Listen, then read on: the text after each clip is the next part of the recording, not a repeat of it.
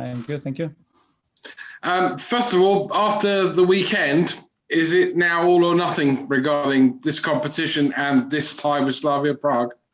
Well, this competition is all or nothing because when you play a tie, you are in or you are out, and we want to be in the semi-finals, and we know how important the game is for us.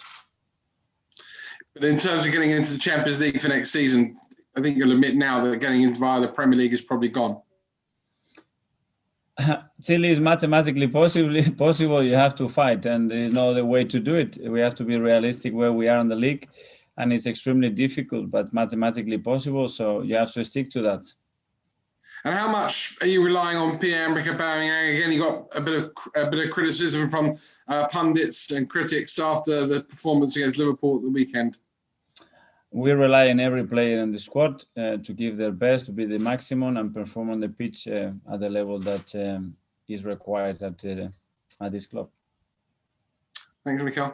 Thank you. Gary at Sky. Yeah, thanks, Dan. Hello, Mikel. Thanks for your time. Could I just get your thoughts on a couple of the injury situations, particularly Kieran? The bulletin we get is 4 to 6 weeks, hopefully back in training. So that's getting quite tight, isn't it, in the worst scenario for playing again this season?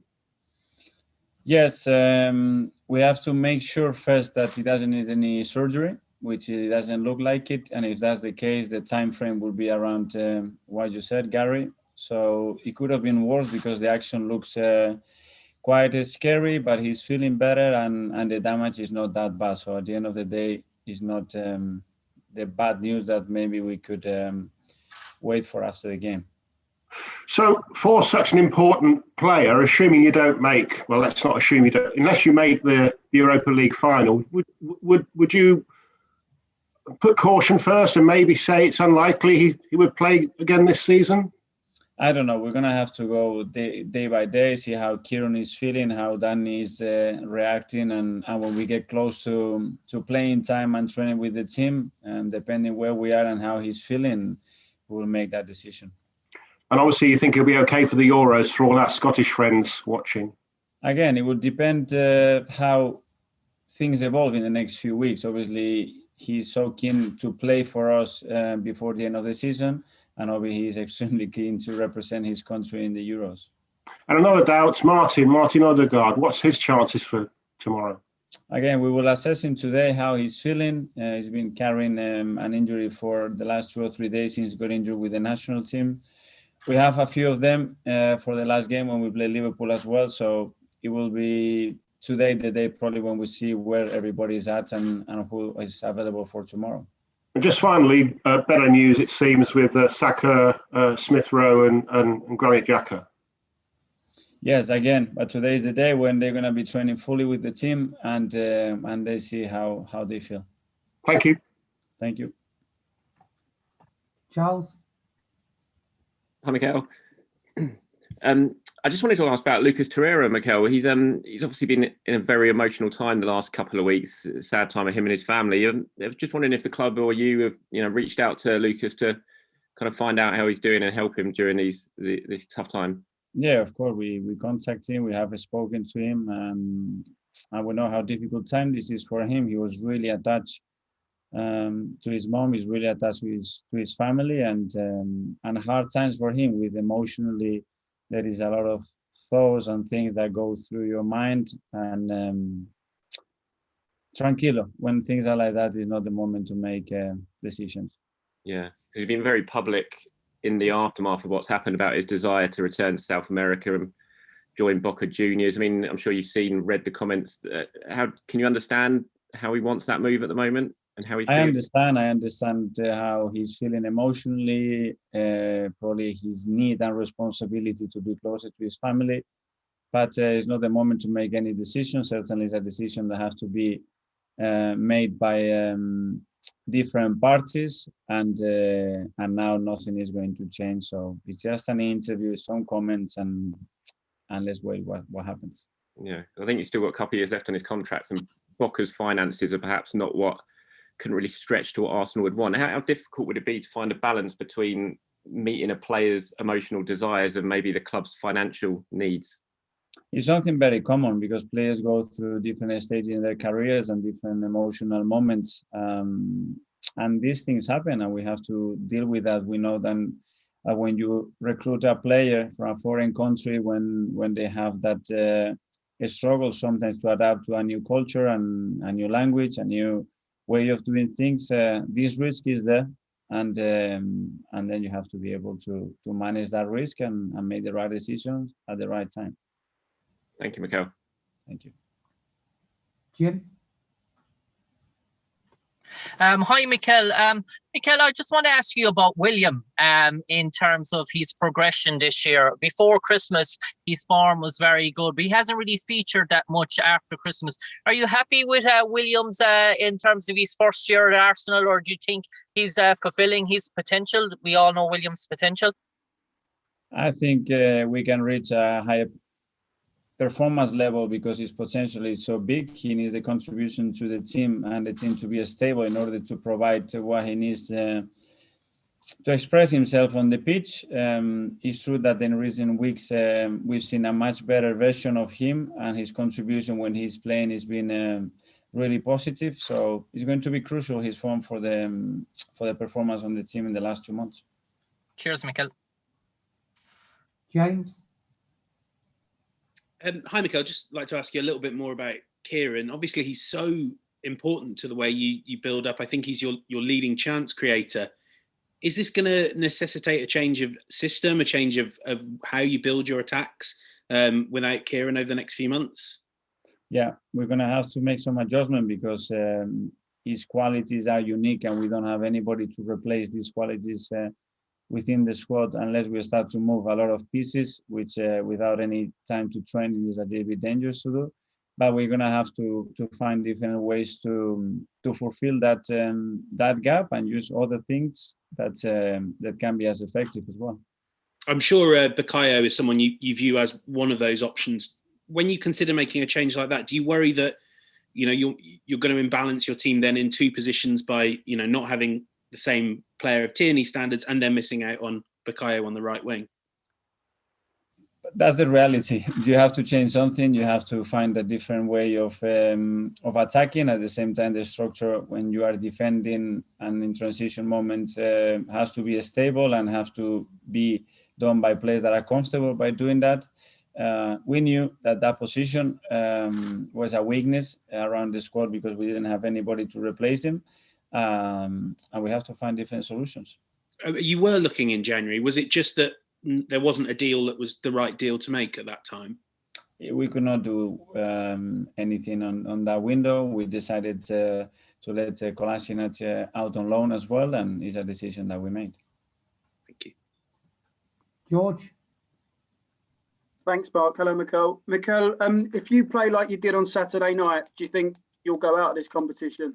I know it's 2 legs, but I don't want to think that we're going to play the way we did. Every game is completely different. I want to think that we can play at the level that we play against other opponents this year, and then we'll have a great chance to be in the next round. Are you pulling your hair out as to why sometimes you can play so well and then a couple of weeks later you can play so different? Yes, I do. It's my job to find that, and it doesn't happen again. Gary Neville and Jamie Carragher were very critical about some of your players on Monday night. Gary Neville said it looked like there's possibly a little mafia forming. I just wondered what your response was to that. No response. I think we have to respect every opinion. And when there is criticise coming after the way we play against Liverpool, we have to take it on the chin because it's fully deserved any critique that we get with the way that we played. So it's not time to respond. It's time to talk on the pitch and show what we can do, which when we are at full gas is a lot. And your captain Aubameyang, does he need to start putting in better performances? I think the whole team and myself have to put a better performance than we did the other day against Liverpool, that's for sure. And you're confident you'll make it through to the next round? We have a really difficult opponent. If you see how they come into that position, they completely merit that. They've done it in a really specific way and really efficient way, and it will be a challenge, that's for sure. Okay, thank you. Good luck. Thank you. Simon? Hi, Mikel. Hi. Just one from me. You spoke about systems there. Is the back three still a system you look at, or has the team moved on from that and you don't see them playing that anymore? The team has to have the flexibility to adjust when it's needed. Sometimes because of what the opposition is doing, sometimes just to adapt the quality of the players that we have, sometimes because opponents cannot just predict exactly what we're going to do. So there are different ways, and we have to be flexible to that. Thanks, Mikel. Thank you. James? Hi, Mikel. Was touched on already with the Gary Neville comments, but I mean, it was a bit of a character assassination of some of your players. I mean, he was saying they weren't showing the right attitude, that you, Mikel, that you would feel it was me or them this summer. I mean, is that how you feel? Does it feel that critical? Listen, I don't read or listen. Obviously, I need to be aware of what is being said. The only thing I'm saying, whether it is the one from Gary or James or whoever is talking about us, and after the performance that we had against Liverpool, we have to be in mute and we have to perform, and that's the only thing that we have to do. Have you seen the reaction you want in training in the days since that game? Absolutely, yes. In what way does that manifest itself? Is it a harder work ethic? Have they talked about it? How does that play out? I cannot criticize the hard work or the ethic of my players. I have never done it. Whether we are more efficient or not, whether we win enough duels or not, it's not about they don't want to run, they don't want to try. There are areas where we have limitation. There are areas where we're inconsistent, but there are areas where we can do really, really well. And my demand is just to be hitting those goals and to achieve our best level every single day, whether it's in training or a football game. And the last 2 days, again, I've seen that. And I didn't see anything different. That's what it was a big shock on the system, what happened against Liverpool, because of the trend that we showed since December. But probably it's part of the journey. And sometimes a big punch slap on the face is a good thing to go back to reality. Thank you. We'll come to our Czech colleagues in a moment, but Matthew? Hi, Mikel. Hi.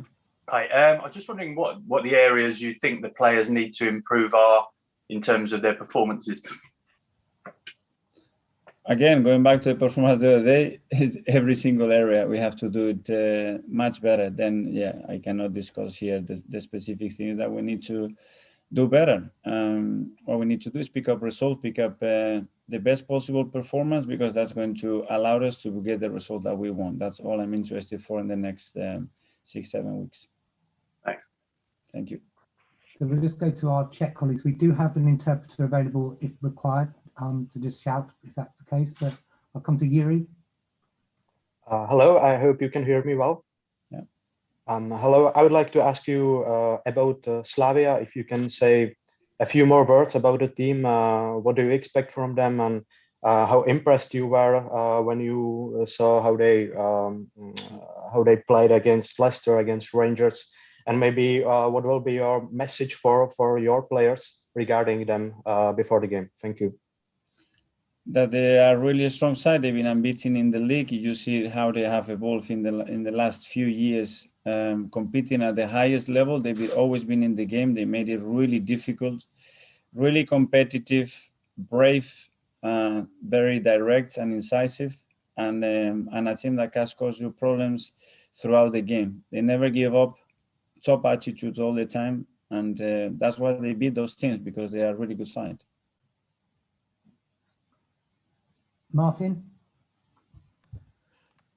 Hello, Mikel. This is Martin White from iSport CZ. I would like to just ask you tactically. You've said that Slavia play in a really specific way.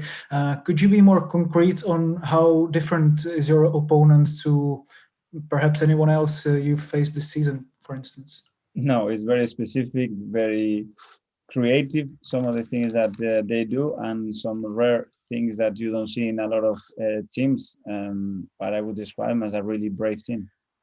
And can I also ask you about some individualities in the team? Because obviously a lot of talk has been around Abdallah Sima and his recurrent form this season. He's been a revelation in the Czech League so far. Have you been watching his progress, and have any other players from Slavia caught your eye specifically? Yeah, but I would like to highlight the collective performance that they put in. Obviously, they have some really good individuals. They have some really good players there as well that they sold in recent years, and the market is looking at them because they've been a really good side. So we know that they have some really interesting players there. Thanks, folks. We just do a section now with an embargo of 10:30 tonight.